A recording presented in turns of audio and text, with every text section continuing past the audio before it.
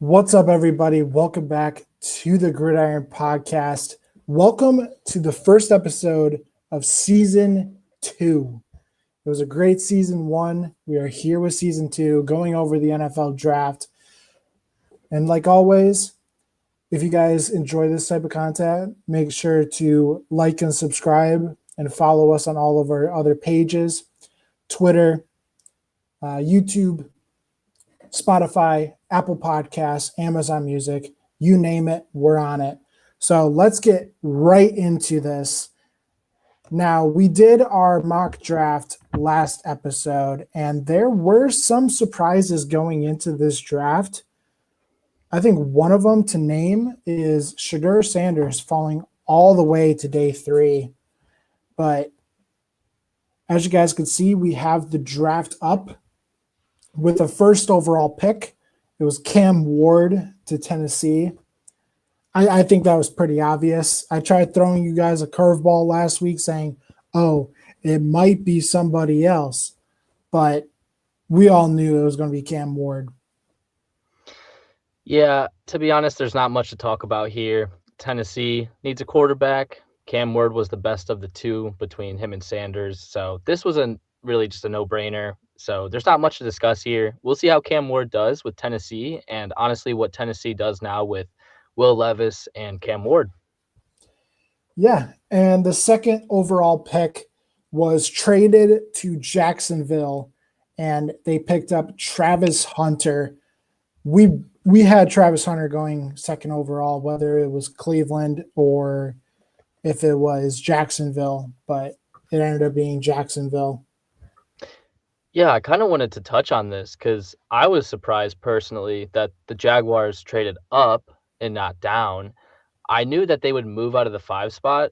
I did not see them reaching for Travis Hunter, especially with giving up their first round, second round, fourth round of this year's draft, and then also their first round of next year.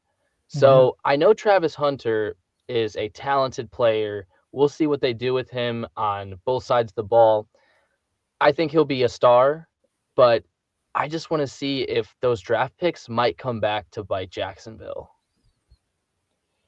I think it will because truly, I mean, Travis Hunter, yes, he's a talented player, can play both sides of the ball, and Cleveland need a wide receiver and a corner. He can play both.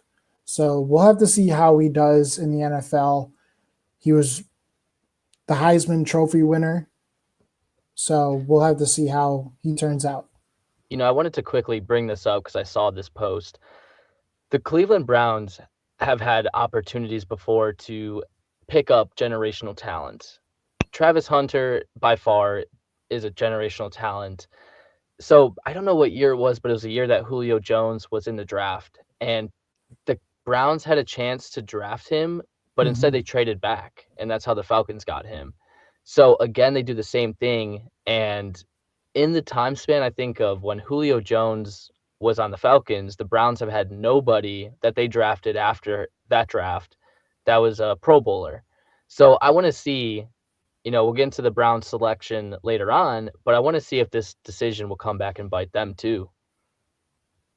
I think it will. Yeah. It's the Cleveland Browns.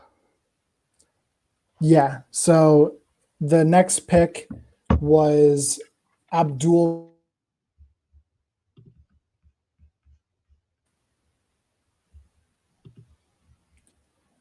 So the next pick, Abdul Carter to the New York Giants out of Penn State. We saw this coming. They needed an edge rusher. Abdul Carter fits that. He was the best edge rusher going into this draft. I think it will really beef up their defensive line. Obviously, they have Dexter Lawrence as well. And then the guy that I'm not even going to try to pronounce his name.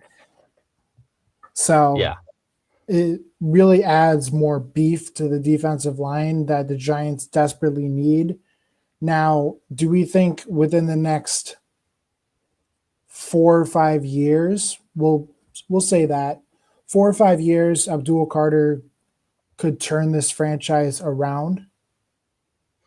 I personally like what the Giants have going on. It's just about if they're able to retain some of these players and also find a quarterback, which obviously we'll get into later too. So this was a good pick by the Giants. BPA, best player available, picking up Abdul Carter. I think he'll be an absolute star on this Giants defense. Yeah, the next pick is for the New England Patriots. They picked up Will Campbell, the offensive tackle out of LSU. I think this was a great pick. They needed a offensive tackle. I know we also talked about potentially Ashton Genty coming here. I think that's what we had in our mock draft. But having Will Campbell go there to have that offensive line be more beefed up, kind of like with Abdul Carter on the defensive line, to protect Drake May, I feel like that's a great pick, and they can really develop him in the system that they have. Yeah, I mean, it's just simply a Patriots pick. I mean, I knew that they would go offensive tackle. I know you and I were kind of discussing what other positions could they go in the first round and maybe go Genty, but it's just a Mike Vrabel pick over there. Like you said, you have a second-year quarterback. You've got to protect him. So Will Campbell was definitely the right pick here for them. The fifth overall pick was to Cleveland after they traded down. And it was Mason Graham, the defensive tackle from Michigan. This defensive line is becoming scary for Cleveland. Obviously, you have Myles Garrett, and now you add a solid defensive tackle in Mason Graham. And obviously, I saw him when he was playing at Michigan, and we kind of touched on it a little bit in the mock draft. This guy is very solid. He is quick. He's fast. He's big. So I feel like this is a great pick for Cleveland. Obviously, we touched on when we were talking about Travis Hunter, them trading down away from getting a generational talent. This pick for getting Mason Graham, I think, kind of boosts it a little bit. Now, if they went and got any other player, I think it would have been pretty bad for them. But I think Mason Graham kind of fits that scheme. Yeah, I think Mason Graham will be a good pick for Cleveland. I just think that Cleveland has way too many other needs in order to, be a competitor this year. Now, Mason Graham, I do like him on this Cleveland defense. Cleveland is known usually for their defensive lines. But we'll see how Mason Graham does paired up with Myles Garrett. I mean, the kid has an opportunity to learn a lot and, like you said, become a star. So I'm looking forward to that. Again, we'll have to see if the Travis Hunter trade will come back and bite them. So we'll see. The next pick was for the Las Vegas Raiders, and it was Ashton Genty out of Boise State. This is a great pick for Vegas. We were talking about them needing something on the offense, right? Whether it was wide receiver, offensive lineman, tight end, not really tight end, but really anything on the offensive side of the ball. And they go and get Ashton Genty, who, in my opinion, should have won the Heisman this past year over Travis Hunter. But Ashton Genty, kind of a Jahmyr Gibbs-esque talent. Obviously, they both stand straight up when they're waiting for the snap to go. And Ashton Genty, over 2,000 rushing yards this past season for Boise State. Heisman Trophy runner-up. I feel like this is a great pick for Vegas, and it shows that they're really working on that offensive side of the ball after drafting back-to-back years tight ends in Brock Bowers and Michael Mayer. Now going for the running back, they are really solidifying that offense, and they need to. They really needed to. Yeah, I mean, I'm super excited for this pick because Genty will start right away, no doubt in my mind, because I looked at the Raiders running backs and it's Alexander Madison and Zamir White. I mean, they don't have any run game whatsoever. So to be able to help Geno Smith, to be able to help the offense, get going with the run game is going to be critical. So I'm excited to see Genty, if he really lives up to the hype. I'm sure he's a good running back, obviously from college, but transitioning to the NFL is a different level. So I'm definitely excited to see him on the Raiders and hopefully get this Raiders offense a little more exciting. Next pick was the 7th overall pick for the New York Jets, and it was Armand Membu, offensive tackle from Mizzou.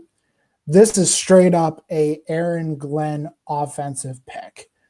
Aaron Glenn likes those tough guys that are going to put their body on the line, and this is Armand Membu.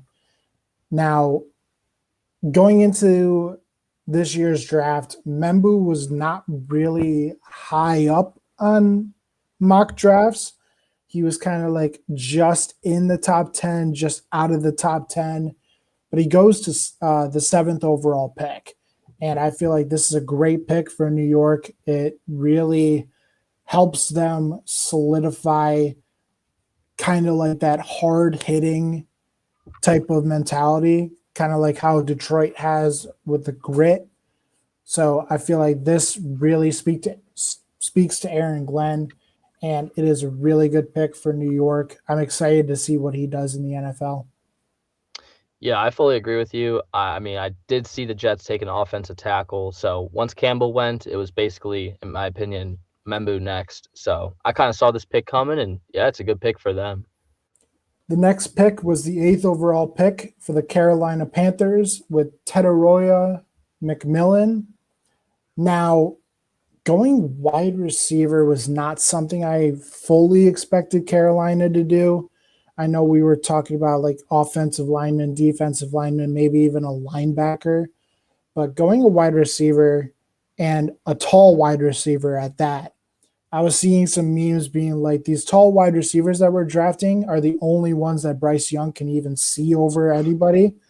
So we'll have to see how that turns out. But McMillan, definitely a great wide receiver out of Arizona. And I'm excited to see what he does. He's a tall, fast, quick, great hands. He has strong hands. And I'm excited to see what he does.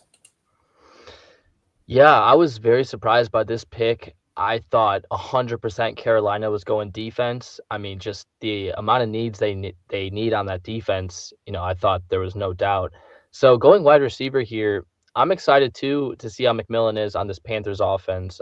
Obviously, they need receivers too, but I just thought they had so many gaps on the defense. It was definitely going to be a defensive player, but they surprised me and took a receiver here. So yeah, I mean, I'm excited to see Bryce Young. Hopefully, he gets another shot this year to prove himself and, have a better year to, you know, not lose a starting job soon. So, I mean, with McMillan, hopefully they can do that, and Thielen, hopefully they give him somebody else to help him. So, yeah, I was very surprised by this pick.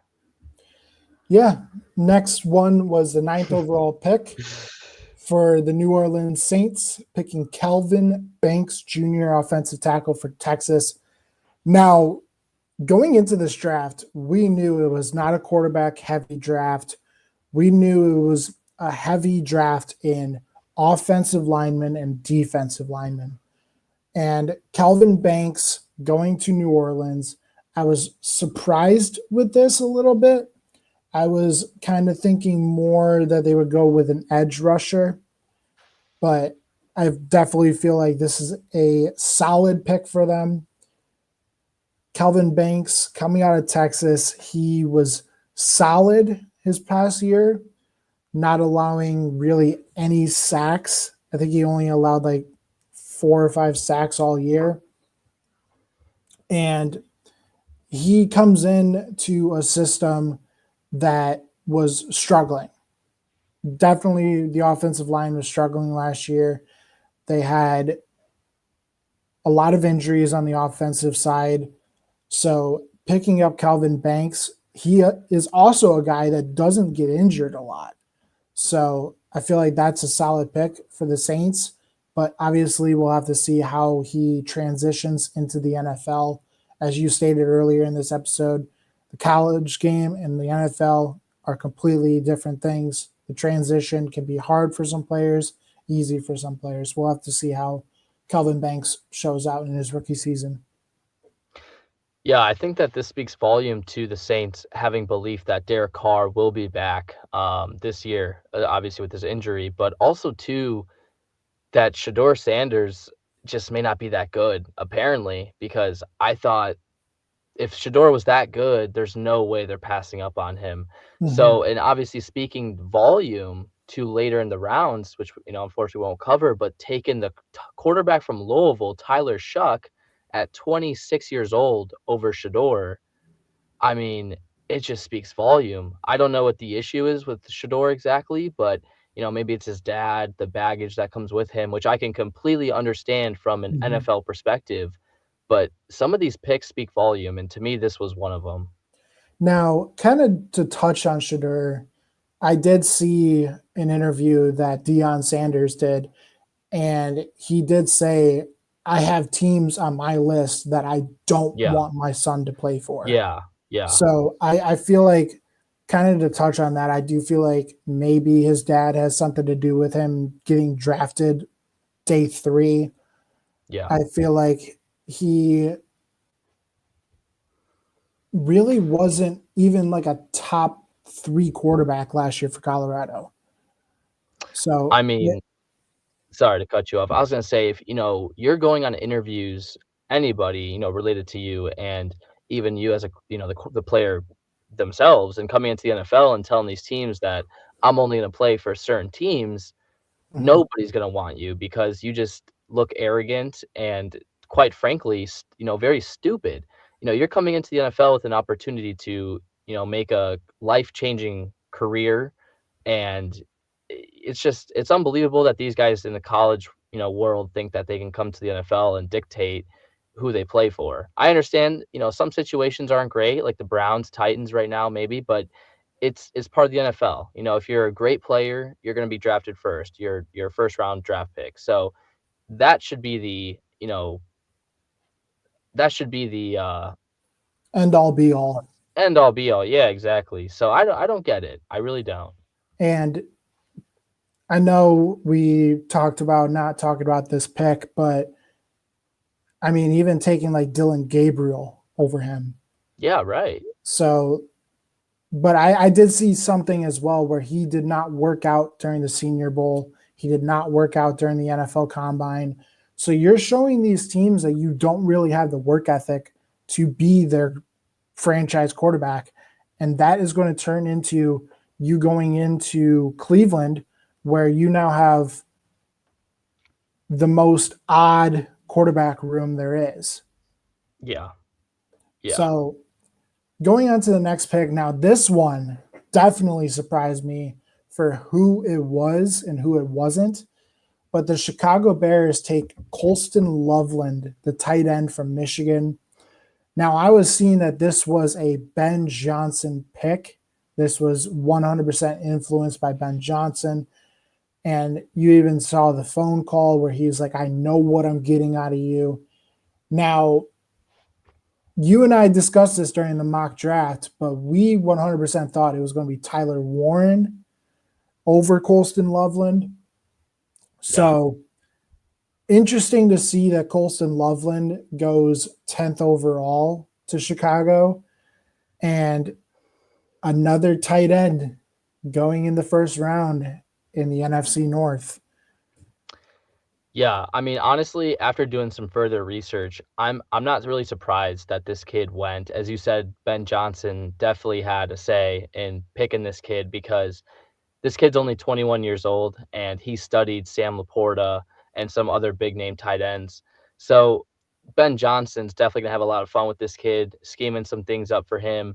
He's a big kid, and honestly, you know, a lot of people say that he hasn't hit his ceiling yet. And honestly, other things too is he does a lot of things better than Tyler Warren. Mm-hmm. So I'm not surprised after doing further research, but at the time, I was definitely surprised. I definitely feel like he is a better route runner than Tyler Warren. Tyler Warren's more of like the blocking tight end compared to Colston Loveland. And I had to be on the other side of things of Colston Loveland being a Michigan State fan. So Now he's going to Chicago, so I have even more reason to hate him. Thank you, Chicago. But I mean, he's Colston Loveland. He is a solid tight end. Definitely studied Sam Laporta, studied all these guys, has been able to implement what these players have done into his game. Now, the next pick is the 11th overall pick. Mikal Williams, edge rusher for Georgia, going to San Francisco. That's a great pick. That is a great pick. Yeah, I'm not too surprised about it. I knew San Francisco definitely going defense here, needed to beef up that side of the ball, especially after losing a lot in free agency. But yeah, I'm not too surprised with that pick. Yeah, the next one is Tyler Booker, guard for Alabama, going to Dallas, and another offensive lineman by the name of Tyler going to Dallas. And I saw a thing where Jerry Jones is only picking these guys because he doesn't want to remember more names than just one. So good job, Dallas. Yeah, I thought they would go receiver here, but after obviously losing Tyrone Smith, I kind of knew that this was going to be their pick. So not a whole lot there, just a Cowboy pick, fixing up that offensive line. Yeah, the next one is the 13th overall pick for Miami, Kenneth Grant, defensive tackle out of Michigan. I saw this coming. When I saw that he was available, I saw this coming. I knew that Miami needed to beef up that defensive line. I originally thought 100% offensive lineman to protect Tua, but knowing how this draft was going, I kind of figured that they were going to go defensive tackle. Interesting. I thought they were going to go corner. I didn't see this pick coming actually, but I can definitely understand it. And yeah, I thought they would go corner, but after understanding why, Will Johnson, for instance, didn't go. But yeah, I was very surprised by this pick, but we'll see how it goes. I know Miami definitely needs some pass rush. So Now, a player that we have touched on already, Tyler Warren, yeah, tight end, Penn State, going to Indiana. I think that's a great pick. They needed a tight end. We even had him in this spot in the mock draft. yeah. The 15th overall pick, Atlanta Falcons take Jalon Walker, edge rusher for Georgia. We need to say more. The Falcons did something. I mean, I just want to touch on them because I know we'll touch on them twice, but they want to get this position right. I mean, they came in, obviously, we'll get later into it. They came in the draft twice, took 2 linebackers, 1 edge, but it's just funny to me. They gave up a lot for these guys. So hopefully they do work out because holy moly. Now, the next one is Arizona taking Walter Nolan, defensive tackle out of Ole Miss. Yeah, we kind of figured that this was going to happen. Yeah, just helping Josh Sweat on the other side. As soon as this guy was still available, I knew that the Cardinals would be taking him. So it's a solid pick for the Cardinals, building up that defense. I like the pick for them. Now, the next pick, I'm going to kind of touch on a little bit. Cincinnati Bengals, Hendrickson play the same side of the ball. Do we see this pick leading to Trey Hendrickson leaving Cincinnati? It's going to be tough for Cincinnati to keep him. I don't know. I don't think it's necessarily an indication he's gone. I do like Shamar Stewart, though, on the Bengals. They definitely do need to help that defensive line, the defense in general. So I do like the pick, but I don't know if it's a clear indication that Trey's gone. Okay. The next pick is Seattle taking Gray Zabel out of North Dakota State. He was the sleeper in our mock draft where we had him very late and just beefing off that offensive line to protect Sam Darnold. So that's a great pick. The next one is the Tampa Bay Bucks taking Emeka Egbuka, wide receiver out of Ohio State. They are just wanting to build the best wide receiver room, apparently. They have Mike Evans, they have Chris Godwin, and now they have Emeka. So this is going to be a good wide receiver room for Tampa. Yeah, I thought Tampa was going to go defense here. I thought they would take a corner, if not an edge. They have so many gaps on that defense already. But, Mike Evans, I know he's still putting up numbers, but he's coming to, that old veteran age. Chris Godwin, the same thing. He's injured a bit. So I guess they're building up that offense and continuing to try and put up points. So I can understand this pick, but at first I thought they would totally go defense. The next pick is the Denver Broncos taking Jediah Barron, corner out of Texas. We both saw him going earlier in this draft. Yeah, yeah. And I think we both said that Denver was going to take an offensive player, whether it's a running back or a wide receiver. Yeah. But taking a corner, I do find that pretty surprising.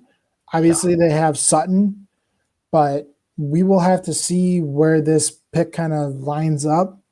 But we both saw him going earlier in the draft, and he falls to number 20.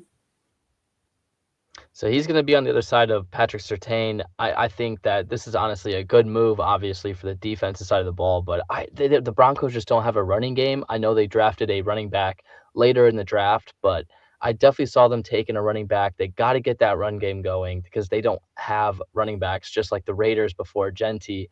It's like you got to help out Bo Nix, a rookie quarterback going into his second year now. So you've got to help him out, but I guess we'll see what they do with the run game, but I don't mind the pick. For them, it's good on their defense because I know their Broncos are really known for their defense. So the next pick was Pittsburgh taking Derek Harmon, defensive tackle out of Oregon. We both saw this. Yeah. I mean, if Shador didn't get drafted by the Saints, I thought the Steelers would probably take him here, but just again, something wasn't in the coffee for Shador. So now, let me ask you this. With Pittsburgh not taking a single quarterback throughout this draft. Yeah. I know we touched on Aaron Rodgers still not being signed. They actually took Will Howard in the 6th from Ohio State, but nonetheless. So, and I don't think with Will Howard being a 6th-round pick, he's going to be starting day one. Yeah. And they lost both of their quarterbacks this past year with Russell Wilson and Justin Fields. Do we see Aaron Rodgers signing to Pittsburgh? Yeah, I think that this is a clear indication that Aaron Rodgers is linked to the Steelers one way or another because Mike Tomlin did say he's comfortable with Mason Rudolph, but I find that hard to believe because that guy is not a starter by any means. Sorry, even though he's had his moments, not a starter. So I definitely see an indication that Rodgers is linked to the Steelers. It's just a matter of getting some contracts probably figured out. I don't know how much Rodgers can really be demanding because, I talked to some people and even, did some research too. And it's like, is Rodgers really going to demand, $30 million over 2 years, X amount of dollars guaranteed? That it seems like an Aaron Rodgers thing to do. It's just a matter of will it actually happen? My personal opinion, I want to ask you too. Yeah. I see him going on a 1-year deal, $10 to $12 million, but I can't imagine him asking for more. I'd say that is probably the cap because looking at Aaron Rodgers last year, he had an average QBR of like 50. Yeah. So he did not have the best season. I mean, to his standards, definitely. He's a future Hall of Famer, no doubt. But I don't see him, even if it's like a 2-year deal, I think like 10 mil is the max that he's getting. Yeah, we'll have to see. I mean, that's the only question mark I have right now, but I think Rodgers is definitely linked to the Steelers, though. The next pick is the Los Angeles Chargers taking Omarion Hampton. Now, this is who we thought that Denver was going to pick. Yeah. So he's going to the Chargers, and they're just trying to build on that offense. I saw the Chargers taking maybe a wide receiver or someone on the defense because I'm seeing all these memes where, Herbert only has McConkey to throw to. Nobody else can catch the ball. Yeah. So. Yeah, I like the pick for the Chargers. They definitely need help in the run game too. I know they signed Najee Harris, but they need other running backs. So it's good that they got another running back. I do like it. I thought that they would honestly take a wide receiver too, but they took a running back. And the next pick is the first time that we've seen it live. Holy cow. ever in our lifetime. The Packers taking a wide receiver in Matthew Golden out of Texas. I mean, you know how much I was praising this guy in the mock draft. You guys got a solid one. You guys got a speedster. You guys got a tall wide receiver. Now, I know you and I kind of talked about it, and I think we're both in agreement that this probably means that Christian Watson's gone. So now you basically have Dobbs, you have Golden, and you have Jaden Reed. Yeah, I mean, I was surprised just about by anybody who was at Lambeau. I couldn't believe my eyes when I heard Matthew Golden, my ears. But at the time of the pick, I wasn't too thrilled about it, I'll be honest. However, the next day, I woke up and, I'm like, you know what? Maybe this guy will give Jordan Love another weapon, get the offense going. We do have Jaden Reed, who's another speedster. We use him in the backfield. So maybe Matthew Golden can take the top off. I mean, I'm excited. I'm excited to see what, Matt LaFleur does with this offense. We do still need help on the defensive side of the ball, but I can't be too mad about it. Matthew Golden's probably one of the best receivers in the draft, so can't be too upset with that. The next pick was the Minnesota Vikings taking Donovan Jackson, guard out of Ohio State. I mean, yeah. Let's get to the interesting one. The New York Giants taking Jackson Dart out of Ole Miss. Yeah. When I heard this, my jaw dropped because I for sure, when I was looking at Jackson Dart's film, he was a late second round, early third round pick. I did not see him going to the first round. Now, New York now has an interesting situation. They already have Jameis Winston. They already have Russell Wilson. And now they have a first round draft pick in Jackson Dart. Now, out of those three, Jackson Dart is not starting. Yeah. And also they have Danny Dimes. Forgot about that. So they have – no, they don't have him. They have no, he's on the Colts. Yeah. Tommy DeVito. They have Tommy DeVito. Yeah. So I think out of those four, Russell Wilson's probably starting, and then you probably have Jameis Winston as quarterback too. And then between DeVito and Jackson Dart, you have one of them on the practice squad, and you have to cut one of them. Well, I mean, Jackson Dart's a first-round draft pick, so I think he will be second.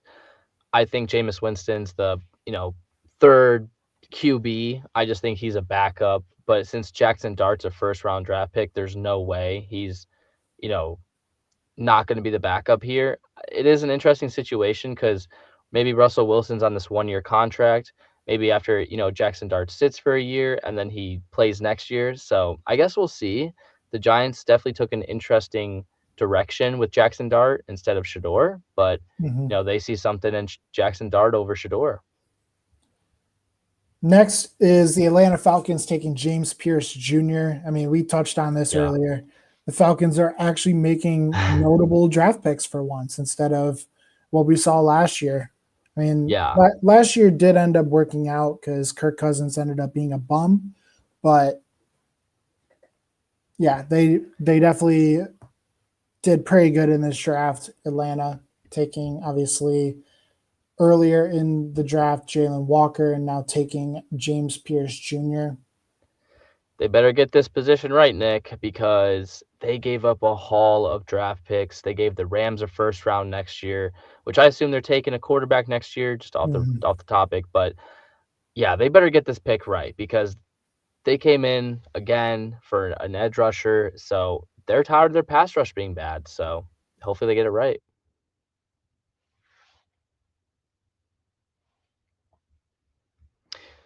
Next up, we have the Ravens taking Malachi Starks, safety.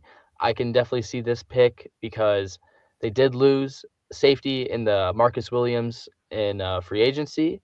So, and pairing him up with, I believe, Kyle Hamilton in the backfield, I do like this pick. I mean, the Ravens secondary getting dangerous. I do like it.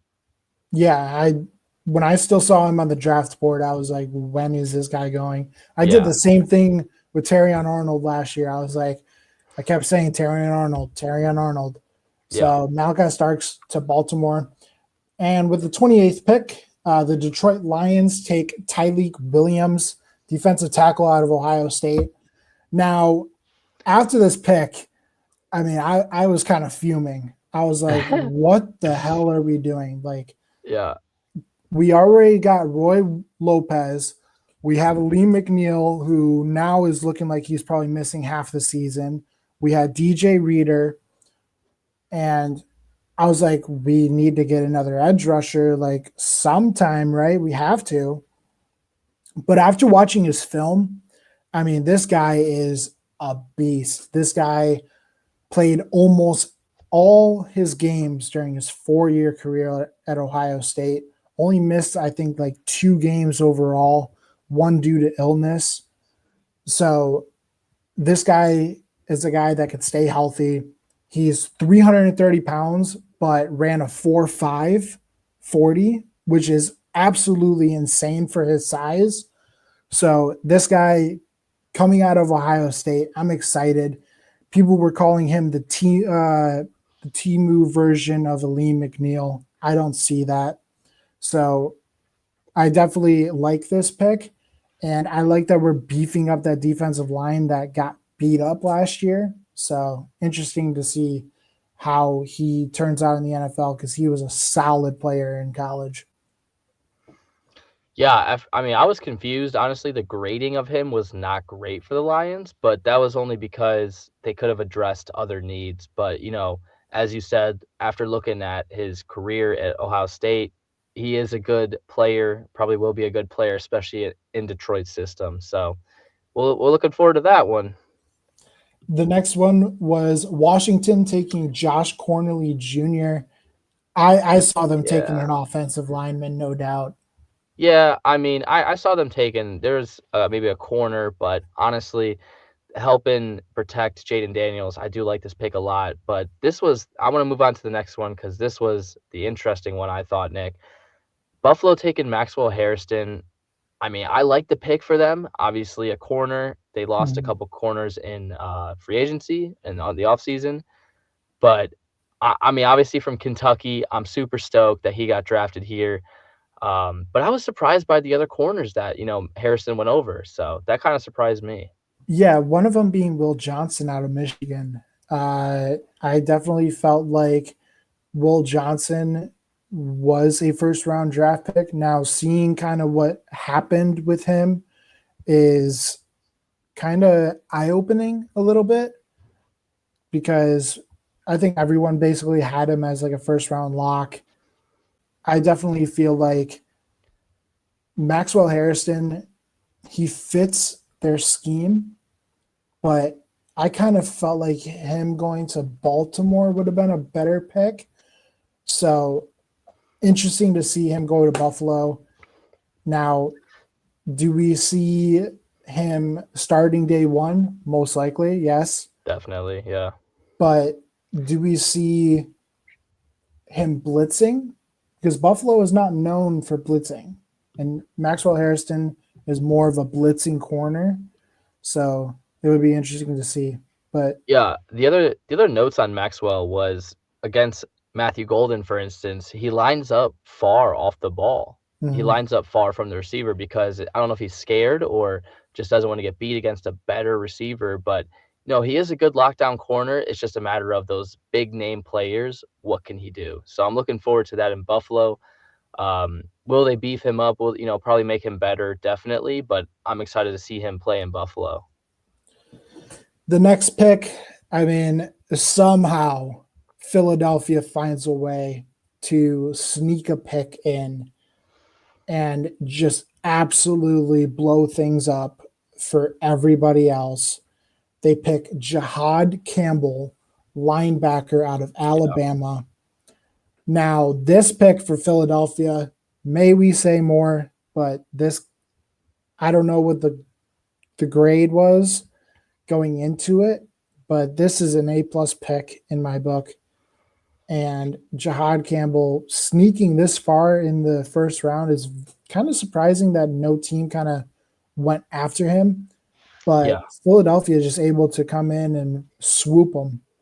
I'm surprised the Falcons took Jalen Walker over Jahad Campbell. I don't know exactly what the reasoning is for that, but I guess we'll see what Jahad Campbell does on the Eagles. I know he's a beast, so we'll hopefully see if Jalen Walker or Jahad Campbell's better in the long run. And with the final pick of the first round of the 2025 NFL Draft in Green Bay, Wisconsin, was Josh Simmons, offensive tackle from Ohio State, going to Kansas City. We all knew that an offensive lineman was getting picked for Kansas City, especially after what happened last year in the Super Bowl, where Yeah. Patrick Mahomes was under pressure a lot. I believe he was sacked like 5 times when Philadelphia was only rushing 4. Josh Simmons, solid offensive lineman out of Ohio State. He's another guy that can stay healthy, and he is a guy that plays a lot like Penei Sewell type of player. He's a guy that can get out in front of the running back. So it definitely will be interesting to see how Josh Simmons fits into Kansas City's offense. I feel like he will fit in almost perfectly. So we will have to see how that shapes up. But with the NFL draft, I know I'm excited for the NFL season to start. I know you're excited for the NFL season to start. I hope you guys are also excited for the NFL season to start. I do know that the NFL schedule is being released in a couple of weeks. So we will have to see, especially when our teams are playing against each other, the Green Bay Packers and the Detroit Lions. And also, we are still working on getting the NFC North round table for you guys. We are still looking for a Chicago Bears fan to join that. So if you are a Chicago Bears fan, let us know in the comments or let us know on Twitter at Gridiron Pod NFL, or you guys can let us know personally on Twitter at Nick T. Pitt and at msteps_.